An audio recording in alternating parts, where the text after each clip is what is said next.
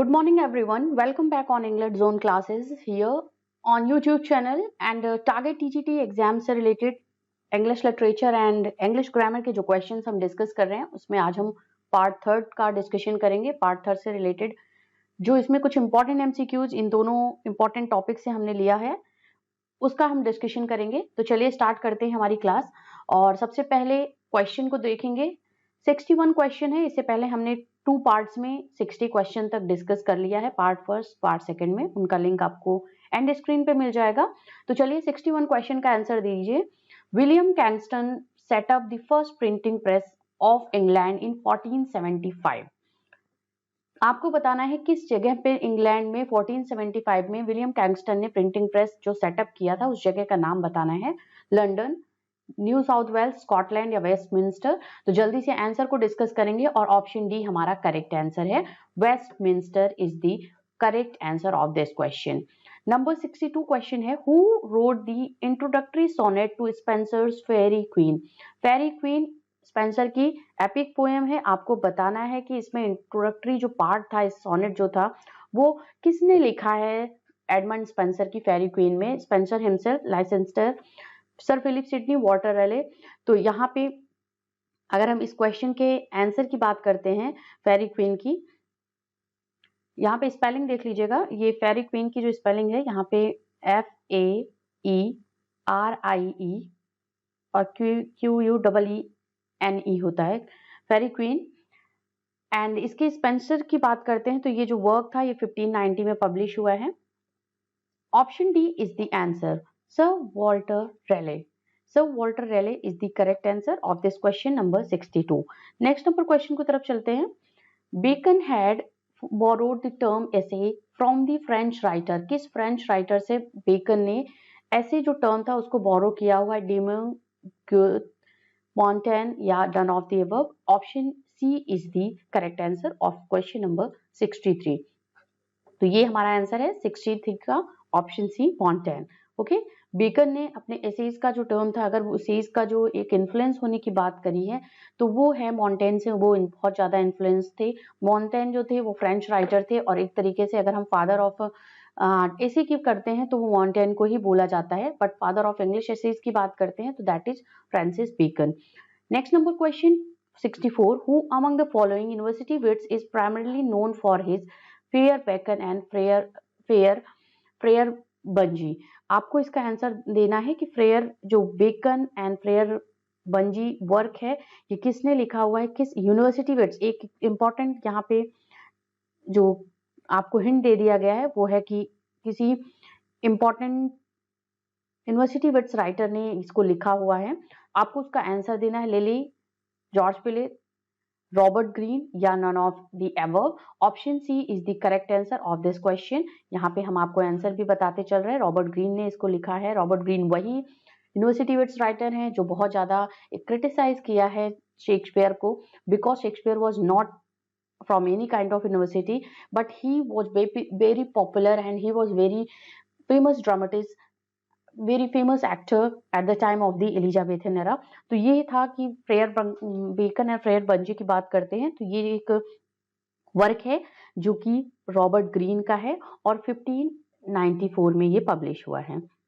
यहाँ पे मेंशन कर दे रही हूँ 1594 का ये पब्लिश्ड वर्क है रॉबर्ट ग्रीन का। ये आप ध्यान देके लिख लीजिएगा। अगले क्वेश्चन को देखते हैं 65 number question, who coined the phrase Marlowe's mighty lines.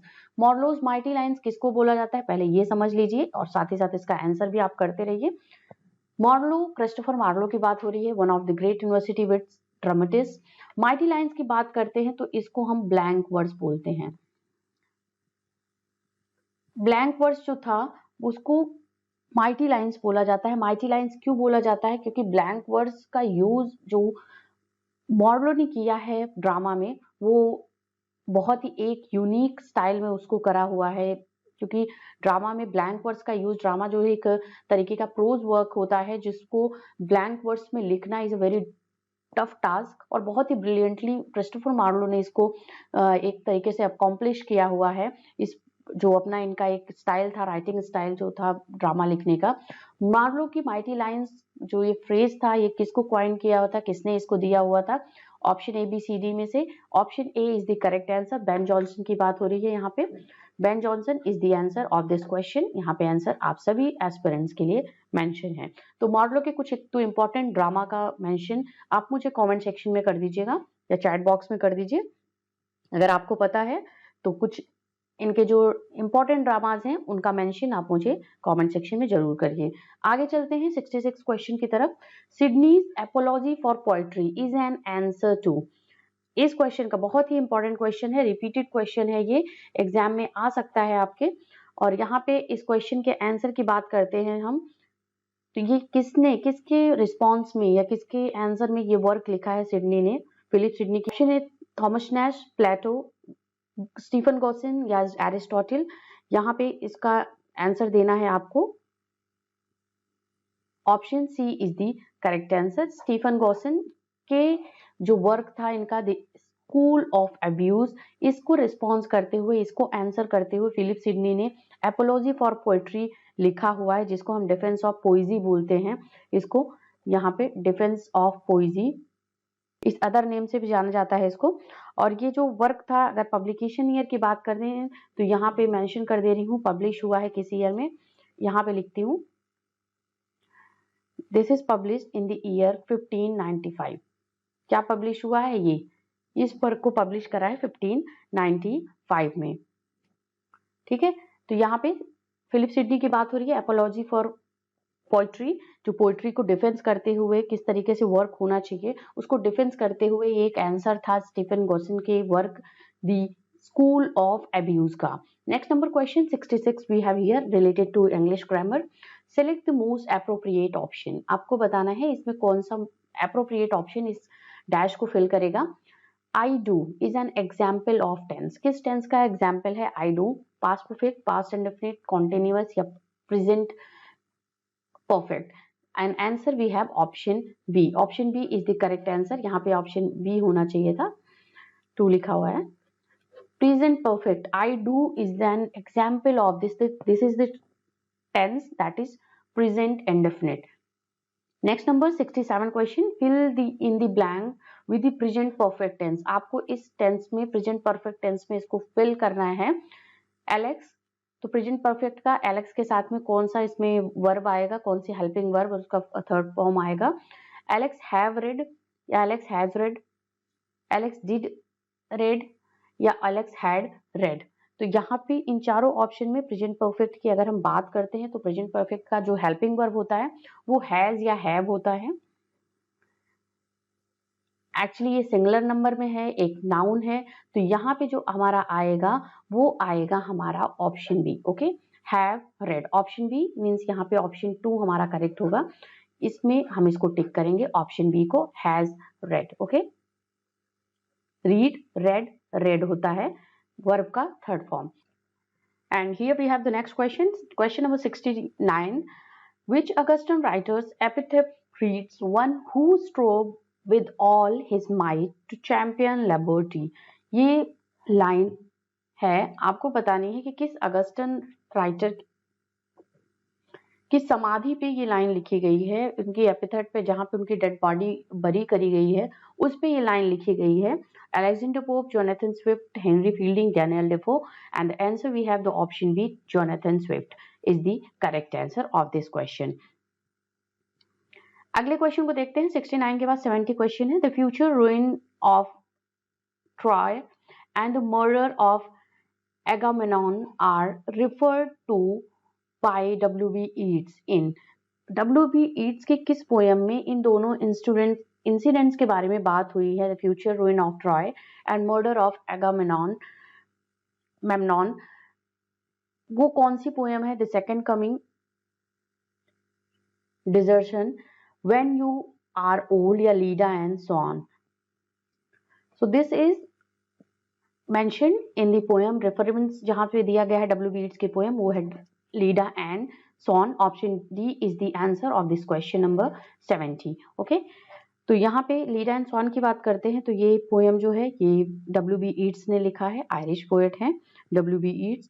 और इस पोयम की अगर बात करते हैं तो ये एक जो कि कंपोज कब किया गया है 1923 में। मीन्स इसको कंपोज किया 1923 में और पब्लिश कब हुई है,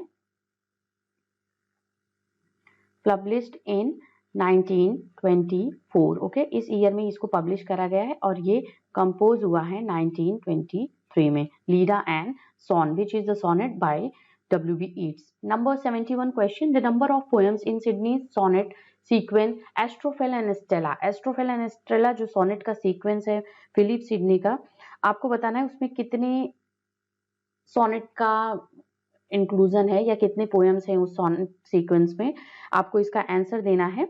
और यहाँ पे आंसर की बात करते हैं, that is option C, 108 sonnets. Okay, 108 sonnets is the correct answer. That is from in the poem sonnet sequence Astrophel and Stella.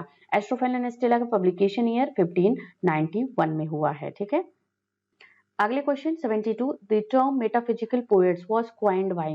Metaphysical poets जो टर्म है वो किसने क्वाइन किया है, इंपॉर्टेंट क्वेश्चन है, रिपीटेड क्वेश्चन है।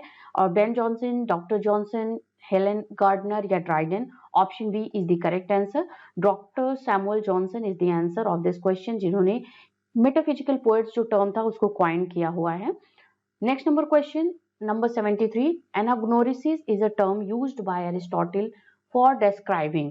आपको बताना है एनाग्नोसिस या जैसे कैथेसिस, एनाग्नोसिस, पेरिपीटिया ऐसे टर्म्स हैं जो एरिस्टोटल ने ट्रेजेडी को डिफाइन करते हुए दिया है।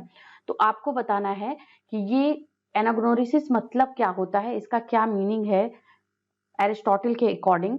ऑप्शन ए है the moment of discovery by the protagonist, the reversal of Fortune from for the protagonist, the happy resolution of the plot या the convergence of main plot and subplot। तो option A इसका correct answer होगा, the moment of discovery by the protagonist। जब protagonist किसी character या किसी situation के बारे में उसको डिस्कवर करता है या उसको जानता है, उसको पता चलता है चीज के बारे में, तो वो एनाग्नोरिसिस बोला जाता है। ये टर्म जो है एरिस्टोटल ने ट्रेजेडी को डिफाइन करते हुए दिया है। अगला क्वेश्चन है number 74, which contemporary poet British poet has translated Beowulf. Beowulf को किसने ट्रांसलेट किया है, आपको इसका आंसर देना है। Option A Thomas Quinn, Alun Lewis, Edward Thomas, Seamus Heaney. तो ऑप्शन यहाँ पे हम डी को करेक्ट करेंगे, सीमस हेने इज द आंसर और ये हमारा ऑप्शन डी करेक्ट आंसर है 74 नंबर क्वेश्चन का, जिसने बियोल्फ कंटेम्पररी ब्रिटिश पोएट की बात करते हैं कि जो मॉडर्न एज के इस टाइम के समकालीन पोएट है ब्रिटिश पोएट जिन्होंने बियोल्फ को ट्रांसलेट किया है, that is Seamus Heaney. Next one question 75, what figure of speech has been used in the following line. आपको बताना है rascals and ran a race round and round the rugged rock, इसमें किस figure of speech का use करा गया है। Figure of speech is very important for your exam point of view. किसी भी एग्जाम में जाते हो, चाहे वो आपका कोई भी कॉम्पिटिटिव एग्जाम हो, वनडे एग्जाम की तैयारी कर रहे हो, ये पार्ट्स आपके बहुत इंपॉर्टेंट होते हैं।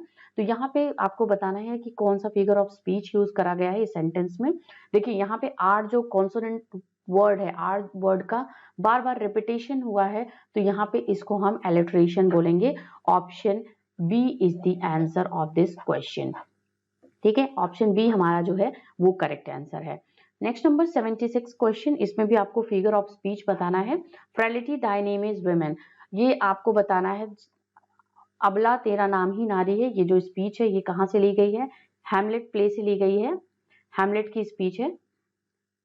अब आपको इसमें बताना है कि इसमें कौन सा फिगर ऑफ स्पीच यूज करा गया है, मेटाफोर, पर्सोनिफिकेशन, एपोस्ट्रोफी या Simli.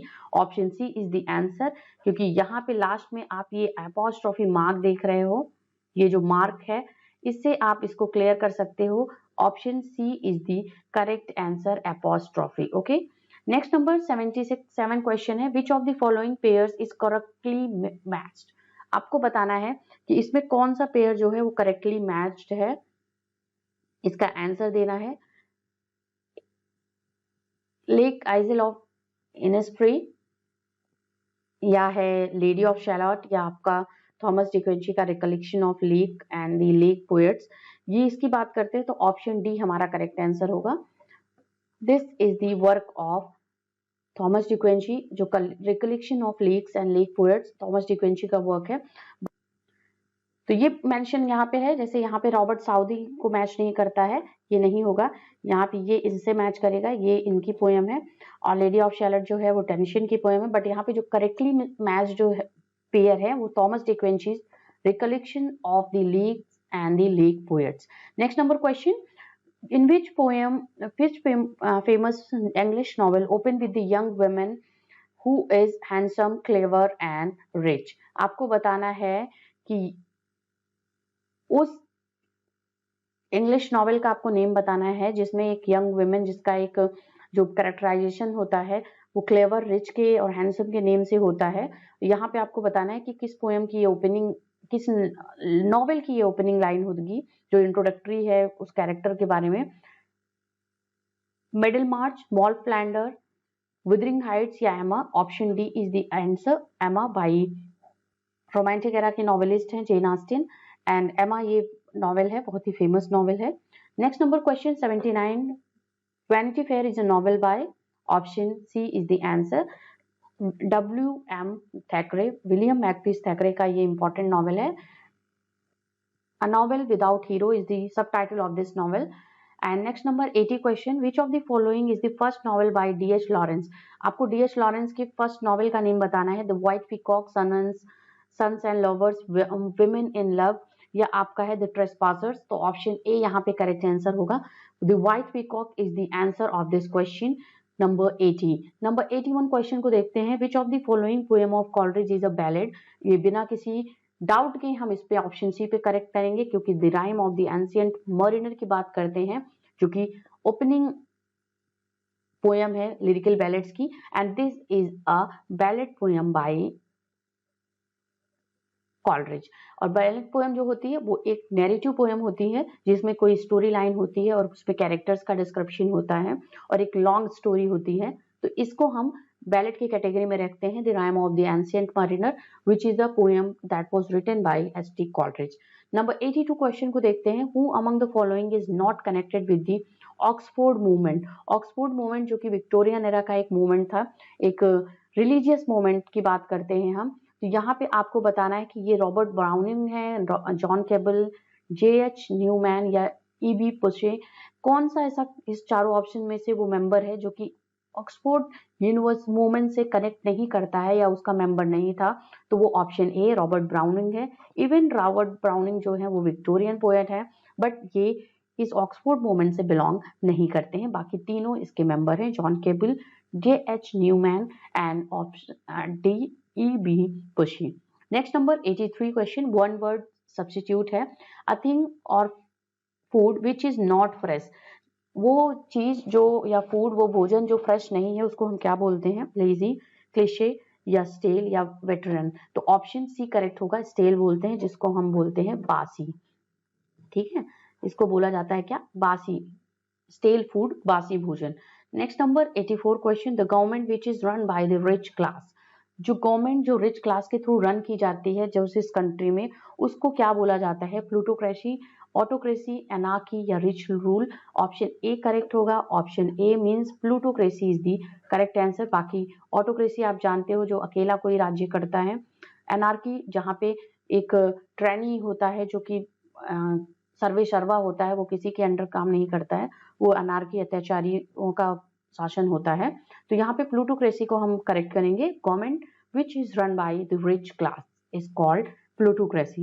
Next one question we have here, directions है, इसमें फिल करना है आपको, ब्लैंक वर्ड्स फिल करना है इस डैश में। I assume with me, I assume everyone agreeing with me, that everyone agrees with me, everyone to agree या दैट एवरीवन टू एग्री? तो ऑप्शन बी यहाँ पे करेक्ट होगा, क्योंकि इसमें हम करेंगे एवरीवन एग्री के बाद में विद होता है, टू प्रेपोजिशन नहीं लगता है। तो यहाँ पे option B is the answer of the question, इसको हम टिक करेंगे। I assume that everyone agrees with me. Next number question को देखेंगे, यहाँ पे आंसर ऑलरेडी दिया गया है। When will you hand your assignment? तो यहाँ पे होगा ऑप्शन ए हैंड इन का, यहाँ पे जो प्रपोजिशन आएगा इन आएगा, क्योंकि यहाँ पे हम बात कर रहे हैं कि किसी पर्सन को कोई चीज देना। ठीक है, यहाँ पे जो अपनी अथॉरिटी होती है, अटेंशन, नंबर 87 क्वेश्चन है, W.M. Thackeray Vanity Fair owes its title to. आपको बताना है कि W.M. Thackeray, William Makepeace Thackeray का जो वैनिटी फेयर ये नॉवेल है, ये इसका टाइटल कहाँ से अडॉप्ट किया गया था, कहाँ से इसको एक तरीके से ओ किया गया था, इसको कहाँ से लिया गया था इसके टाइटल को, वैनिटी फेयर को। तो आप सभी इसका आंसर जानते हो, option D is the correct answer. Bunyan's Pilgrim progress is the correct answer of this question. अगला है number 88, who of the following was not a contemporary of Wordsworth and Coleridge?